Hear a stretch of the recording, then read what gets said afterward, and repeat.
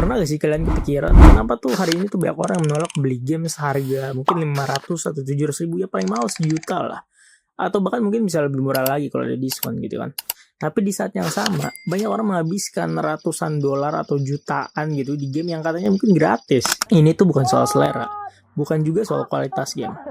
Ini soal cara sistem dibangun dan cara otak manusia merespon sistem tersebut. Bersama gue Nomura Tachi, dan mari kita bahas.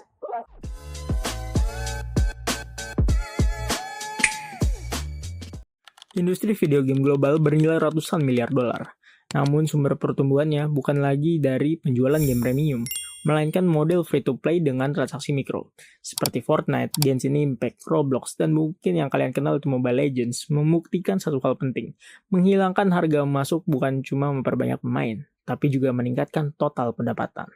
Di sinilah paradoksnya muncul gitu. Secara logika ekonomi sederhana, satu kali pembayaran seharusnya lebih murah daripada pengeluaran kecil yang terus berulang.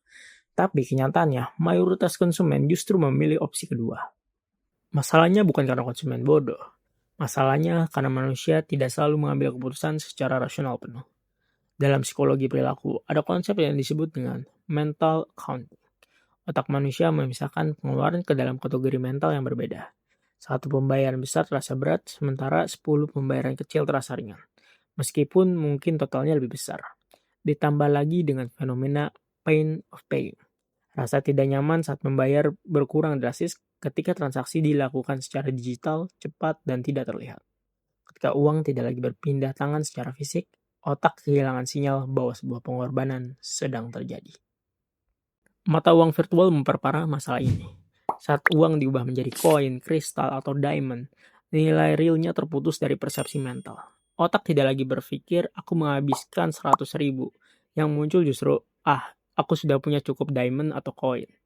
Ini bukan kesalahan pemain, ini adalah desain. Model free-to-play juga memanfaatkan hyperbolic discounting. Kecenderungan manusia untuk lebih menghargai kepuasan instan dibanding manfaat jangka panjang.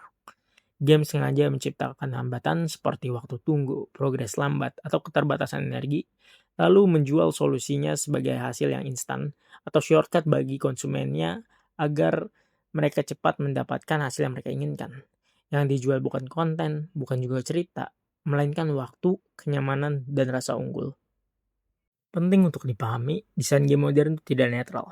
Banyak sistem monetisasi menggunakan dark pattern seperti urgensi palsu lewat waktu terbatas, loot box yang menyerupai perjudian, battle pass yang memanfaatkan loss aversion, atau ketakutan kehilangan progres yang sudah dicapai. Di sisi lain, identitas digital makin penting.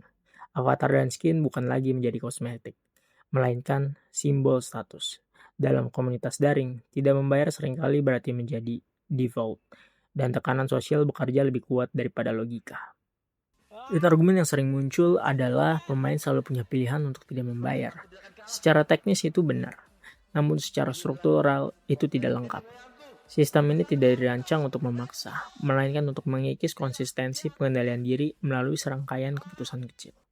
Dalam arsitektur seperti ini, kegagalan menahan diri bukan penyimpangan, melainkan hasil yang bisa diprediksi. Efeknya sendiri tidak berhenti di dalam game. Paparan terus-menerus terhadap transaksi mikro mengubah cara orang memandang uang. Sensitivitas terhadap akumulasi biaya menurun. Toleransi terhadap impuls meningkat. Pola ini lalu terbawa ke belanja digital, langganan daring, bahkan keputusan finansial yang lebih besar. Dan game hanyalah pintu masuk. Preferensi terhadap mikrotransaksi bukan bukti ketidaktahuan konsumen. Ia adalah bukti betapa canggihnya sistem yang dibangun berdasarkan pemahaman mendalam tentang psikologi manusia. Dalam dunia digital modern, masalah utamanya bukan apakah kita membayar, melainkan apa kita memahami bagaimana dan mengapa keputusan itu terbentuk.